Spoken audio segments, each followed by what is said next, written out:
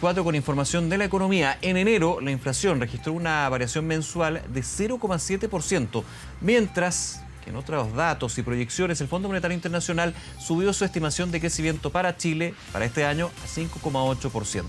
Hablamos de estas dos informaciones económicas con Marcela Vera, economista y académica de la Facultad de Administración y Economía de la Universidad de Santiago. Gracias por acompañarnos. Muy buenas tardes. Muy buenas tardes a ustedes. ¿Qué tal estás, Nicolás? Bien, muchas gracias. A ver, voy a comenzar con el dato del INE, del Instituto Nacional de Estadística, la inflación. 0,7% sobre las proyecciones que en algún minuto bordeaban el 0,3%, 0,5%. Para partir ahí, ¿por qué se da esta alza en la inflación que hasta el minuto se mantiene estable, pero que obviamente preocupa cuando presenta estos índices? Sin duda son varias crisis que se están relacionando, que están volviéndose además interdependientes. Se refiere entonces la situación a un escenario en donde la pandemia, ¿cierto?, ha generado una serie de barreras o restricciones para que los agricultores puedan trabajar. Hay un déficit en la mano de obra, ¿cierto? Hay un componente que tiene que ver también con los déficits logísticos que ha padecido nuestro país. Ha encarecido muchísimo el costo de traslado, ¿cierto?, de los distintos alimentos a lo largo de nuestro país, y por tanto hay zonas en donde se produce mayor, digamos, carestía producto de esta alza, ¿cierto?, en el costo del transporte que que transita, ¿cierto?, las mercancías a lo largo de nuestro país. Otro componente tiene que ver con el ámbito más ambiental, ¿cierto? Claro. Y la sequía, ¿cierto?, que ya ha desplegado varios años en nuestro país, afecta, por supuesto, también en particular a la producción de determinadas frutas, hortalizas, legumbres, que ha hecho también generar, ¿cierto?, un alza en particular en los alimentos.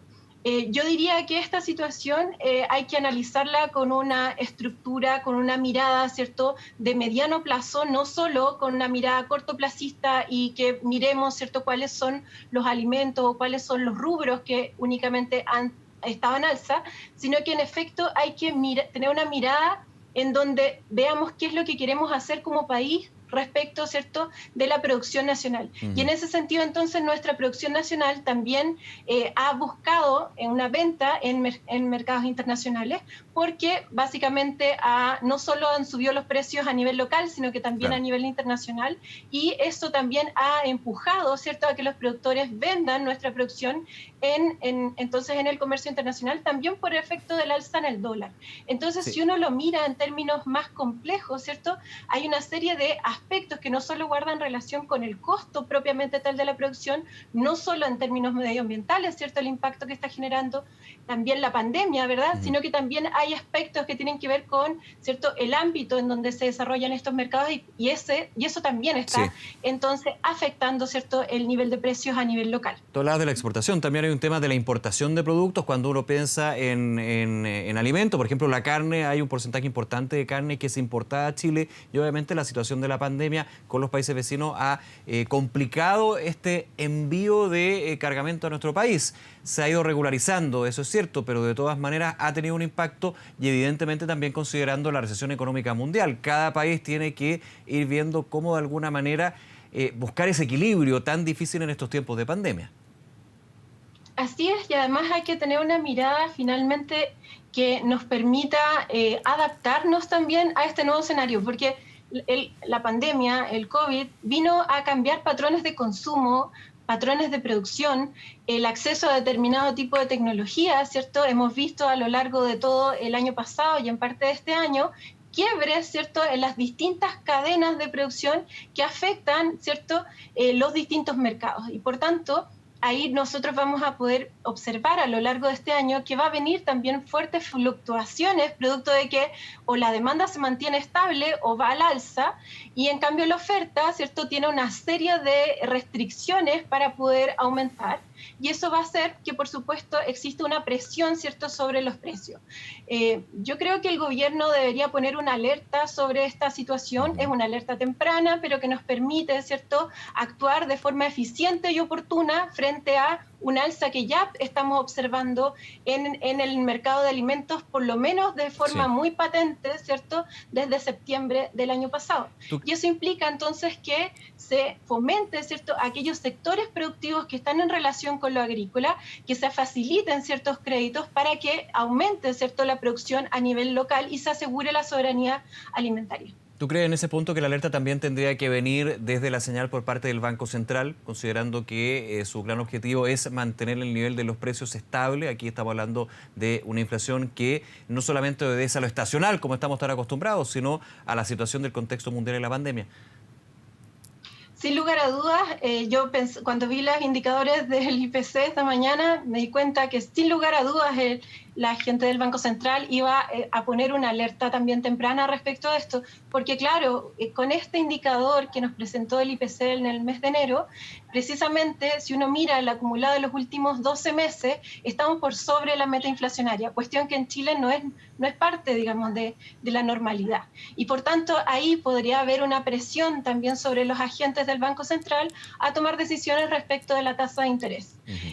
Mi perspectiva frente a la situación es que el Banco Central debería mantener la tasa de interés, ¿cierto?, en estos niveles mínimos históricos, porque efectivamente se requiere generar, ¿cierto?, una influencia, un influjo positivo, ¿cierto?, sobre el acceso a financiamiento. Claro, se dice que, acceso Marcela, a financiamiento tiene que ser barato. Claro, se dice y se analiza que finalmente el margen que tiene el Banco Central para un cambio en su política monetaria es bastante acotado, si no casi nada, considerando que ya estamos con la situación de la inflación, que es una señal de alerta, no es alarmante, pero sí una señal de alerta, y esto sumado a la situación de la recesión mundial y la situación económica. Claro, yo decía, el objetivo del Banco Central es mantener la inflación estable, pero finalmente también hay subobjetivos, podríamos decir, que tienen que ver con esto. Y si tenemos una inflación que sube y una situación económica de recesión, claramente el margen de acción es bastante más acotado o de alguna manera llama más a la cautela por parte del Banco Central, por tradición, podríamos decir.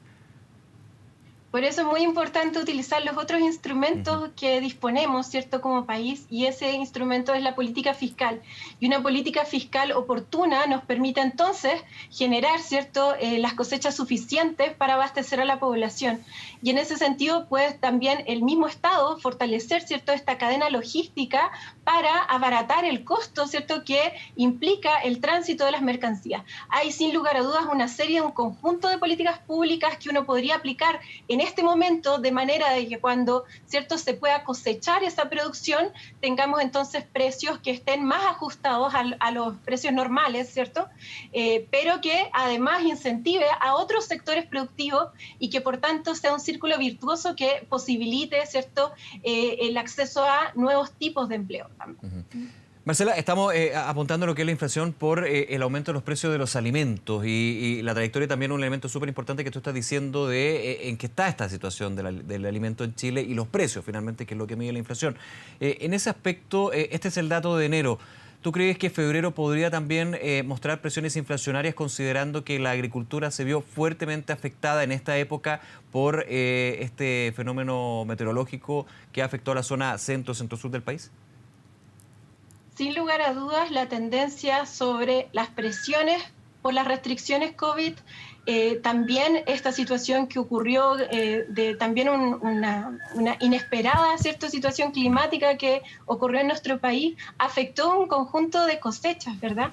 Por tanto, la tendencia, ¿cierto?, que ya uno puede proyectar, nosotros en la Universidad de Santiago lo proyectamos desde marzo del año pasado y nunca nos equivocamos en nuestras proyecciones.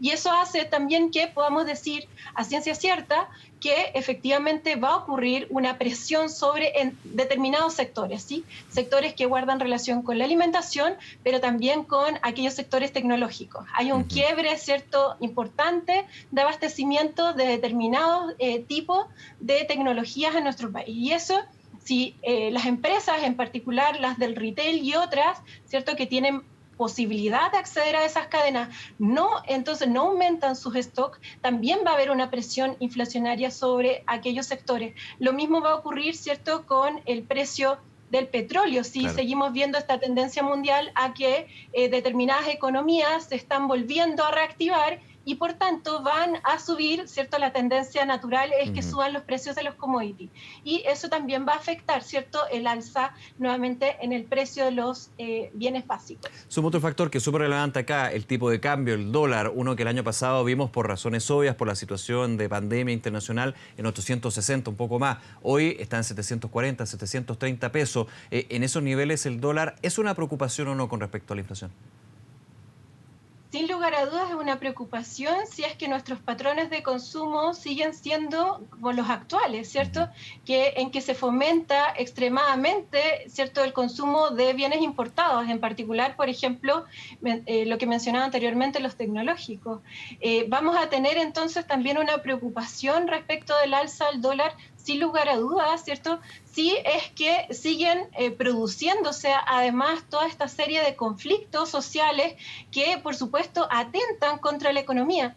Si nosotros observamos cómo ha sido, ¿cierto?, el ejercicio del gobierno frente a esa conflictividad social, no ha tenido un rol democrático en términos económicos, por ejemplo. Y por tanto, entonces entra en conflicto la sociedad por una parte y el gobierno por otra. Y esa conflictividad, por supuesto, atenta contra el buen desempeño de la economía, sin lugar a dudas.